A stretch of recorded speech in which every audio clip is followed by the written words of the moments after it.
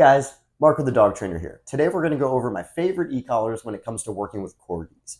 Now, I would say the majority of the time that I'm working with this breed, I'm going to be recommending either the Dogtra 280C or the Dogtra Arc. Now, let's just say that the 280 is probably going to be for corgis that are on the smaller end of the scale or happen to be a little more sensitive to stimulation. And we'll say that the Arc is for bigger corgis or corgis that need a little bit of a higher level of stimulation. Now, I don't want you guys to think that this is a black and white rule. You know, there have been times that I've gotten into bigger dog collars for this breed, but I would just say the majority of the time, these are probably the two models that I'm going to be talking about.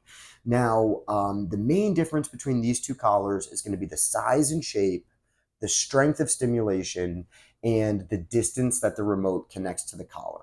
So why don't we take a closer look at both of these models so we can figure out which one's going to work best for you guys. All right, guys, we've got the Dogtra 280C on the left and the Dogtra Arc on the right.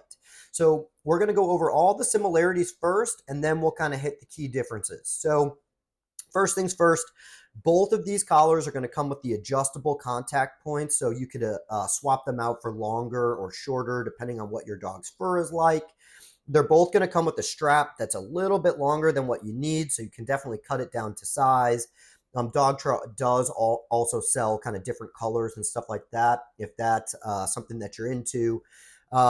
Both of these collars are actually going to turn on the same way, that they both kind of have this red dot magnet system. So on the back of the remotes, there's a little red dot here. If you just hold that up to the red dot on the collar, that's what turns it on, and it's got that kind of indicator light there saying that it's turned on. Okay, same thing over here. If we take that red dot and hold it together, that's how we can turn it on and turn it off. Now, the remotes are both going to have this blue button on the side to turn them on. They both have that digital display screen with the really, really precise adjustment of level. Okay, now they both have the same features. It's just a little different how you get there.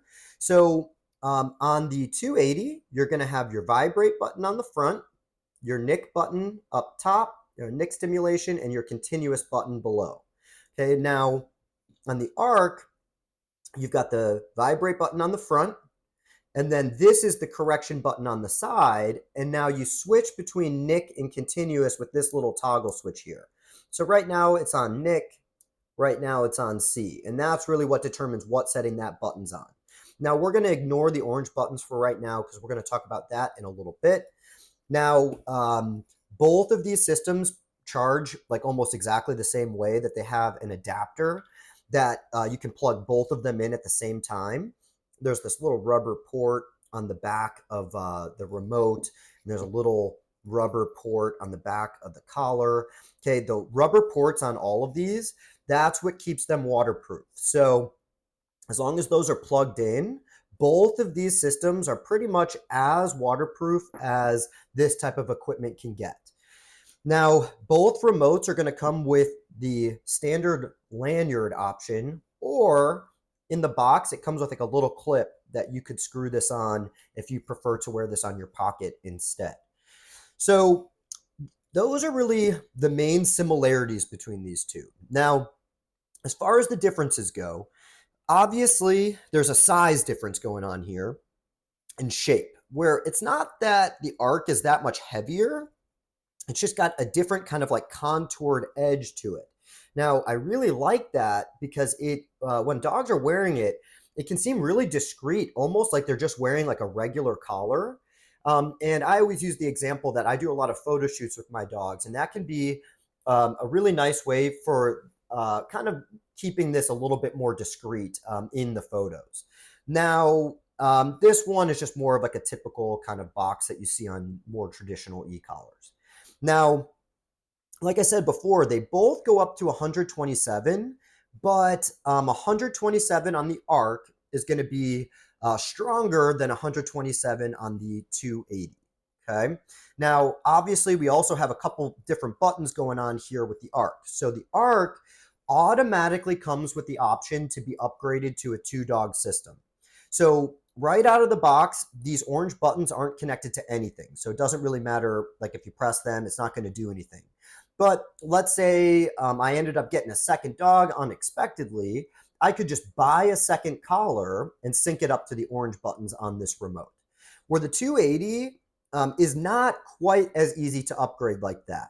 So you could send your remote to Dogtra and pay them to add a couple buttons in to make it a 2-dog remote. And then you could buy a second collar, or you could just buy a 2-dog system that they call the 282. And that box comes with 2 collars and a remote that's already synced up to both of them. Now, the only downside to that is you kind of have to make that decision right when you buy the collar, where this one, you could upgrade it at any point if you wanted to. Now, the last difference that I want to talk about between these two models is the distance between the distance that the remote connects to the collar. So with the 280, these two connect up to about a half a mile. On the Arc, these two connect up to 3/4 of a mile. So those are really the main similarities and differences in these two models. So I would probably check out the other videos on my channel if you want a little bit more of a detailed dive on these individually. But thank you guys so much for watching, and I will see you guys in the next video.